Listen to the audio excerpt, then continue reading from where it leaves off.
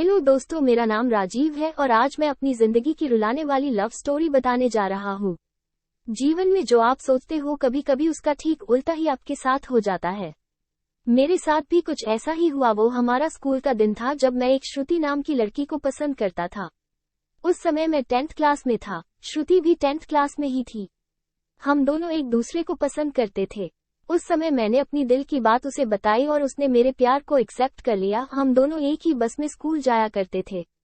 बस में अक्सर मैं उसकी बगल वाली सीट पे बैठ जाया करता था और वो पल मानो मेरे जिंदगी के सबसे खूबसूरत पल थे। क्लास में लगभग सभी को हमारे प्यार के बारे में पता था।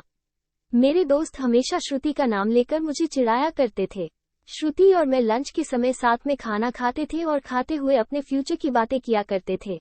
रात के वक्त हम दोनों एक दूसरे से ढेर सारी बातें करते।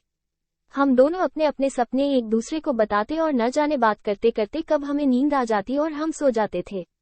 कभी अगर मेरे घर में कोई रिश्तेदार आ जाता तो रात को मैं छत पे जाकर बातें करता। यहाँ तक कि मैं ठंड के मौसम में भी छत पे जाकर श्रुति से हम दोनों ने साथ में न जाने क्या क्या सपने देखे थे। शादी, बच्चे और यहाँ तक कि हमने बच्चों के नाम भी सोच रखे थे।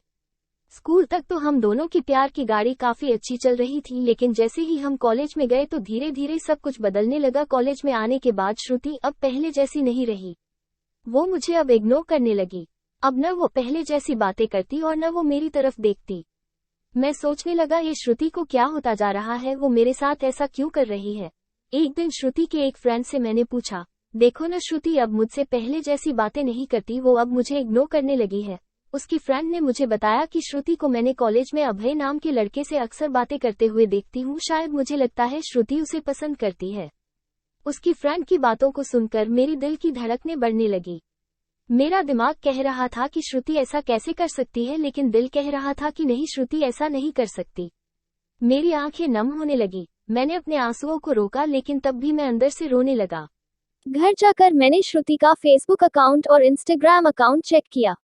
मैंने देखा कि श्रुति ने अभय को फॉलो किया हुआ है और उसके फोटो पे लाइक और दिल वाले इमोजी का कमेंट भी था।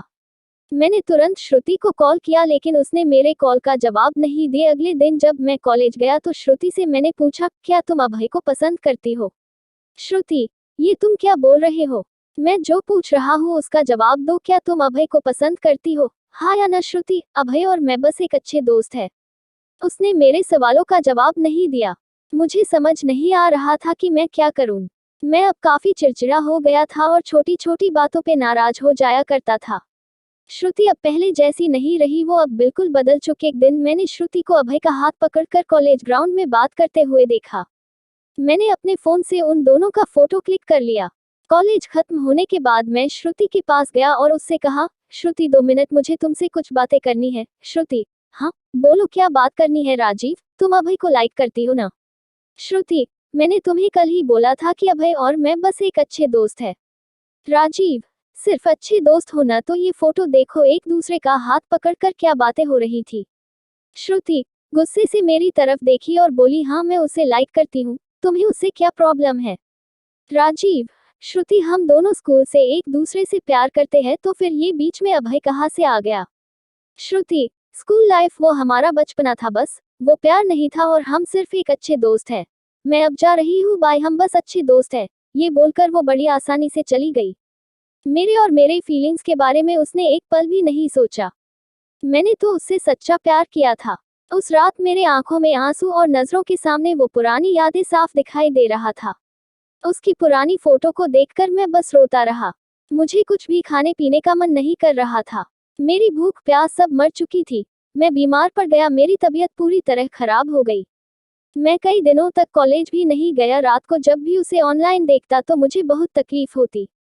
जब मैं उसे मैसेज करता तो वो मेरे मैसेज का जवाब नहीं देती। मैं बस ये चाहता था कि वो मुझसे बात करे, लेकिन वो मुझे अब भूल गई थी। श्रुति मेरा पहला प्यार था। वो कहते हैं कि पहले प्यार को आप भुला नहीं पाते हो, मैं भी उसकी यादों को नहीं भुला पाया।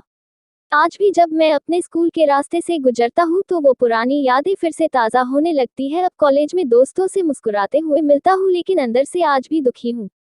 अब ये दुख कब कम होगा मुझे नहीं पता। जीवन में जैसा हम सोचते हैं वैसा नहीं होता। आप सच्चे हो इसका ये मतलब नहीं कि सामने वाला भी सच्चा हो। वक्त के साथ इंसान भी बदल जाते हैं।